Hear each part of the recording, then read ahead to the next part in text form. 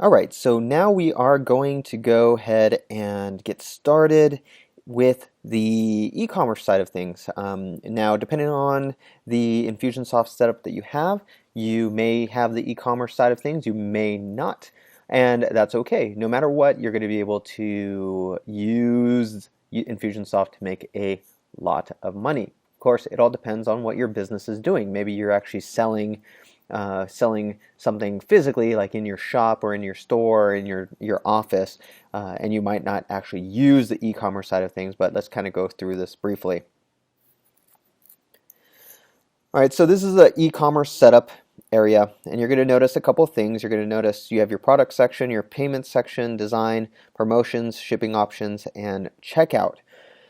The the areas that we're going to talk about the most are going to be the product, design, and checkout areas.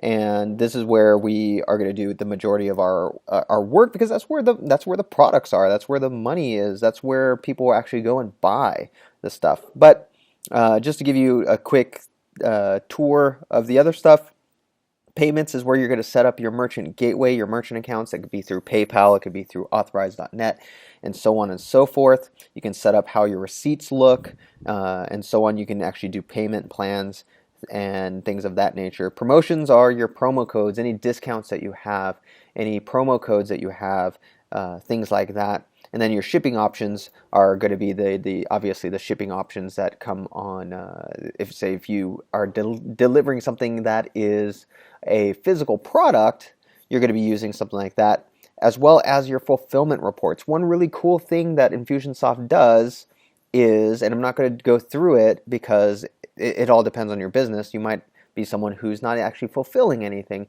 but it can send fulfillment reports automatically when someone buys. That can be via email, and you can actually integrate with other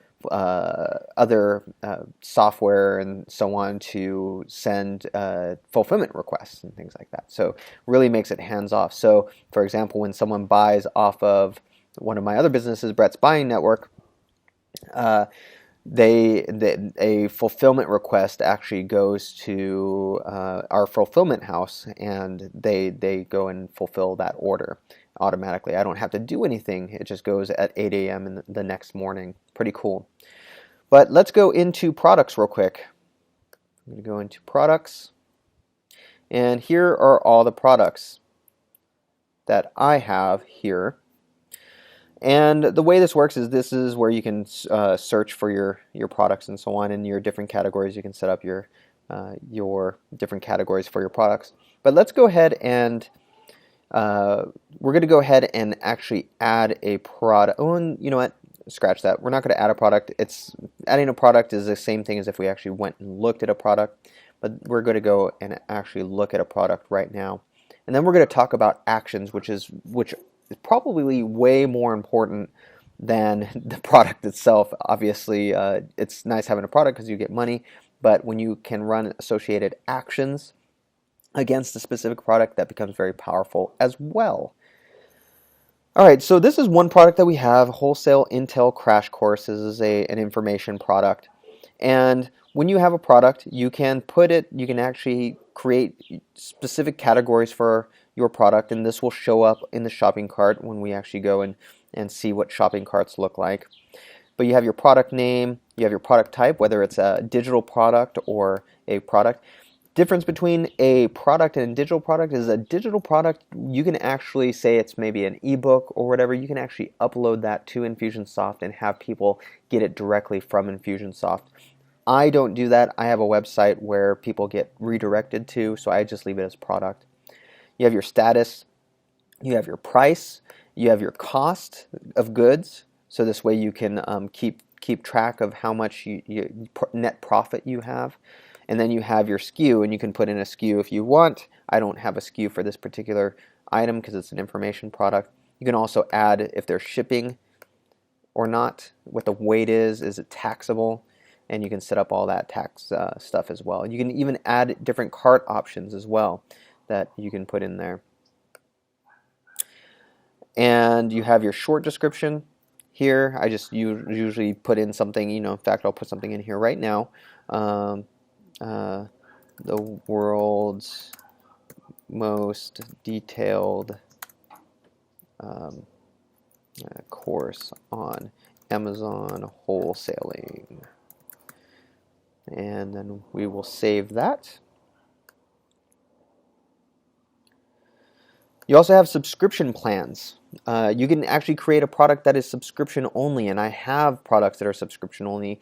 You need to check this, and then you can say bill every 1 week. You can bill every week, month, year, day, and it could be, say, every 2 weeks or every 3 weeks or every year and so on, and then number of cycles. How many times are they going to actually be billed every week and so on.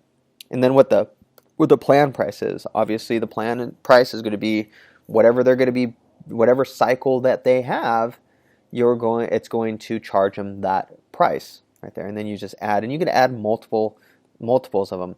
Now one thing to keep in mind, and I've ran into this, if you say like 999.99 cycles, it'll actually break it. So I usually just put something like, if it's a year, I'll just put like 50, or if it's every week, I'll just put like 500. And I think if you don't hold me to this, I think if you put nothing there, it'll be unlimited, but I'm not sure. I haven't taken the chance on that because I don't want to lose money. But just don't put an astronomical number there, or else it's not going to. It's actually not going to work. Okay, then you have your product image. You have your product options. This can be like custom options that they can choose from a fixed list. So it's like small, medium, large, things like that. How much inventory you have. Now the thing is with inventory, if it all sells out, it's going to still keep on selling. It won't automatically deactivate. So that's one thing you need to keep in mind. And then your link to the actual product. Okay, so that's products. Then let's go back. We're going to go back to e-commerce setup. Go to shopping cart themes. In fact, I think what we'll do is we will go into the shopping cart in the next lesson.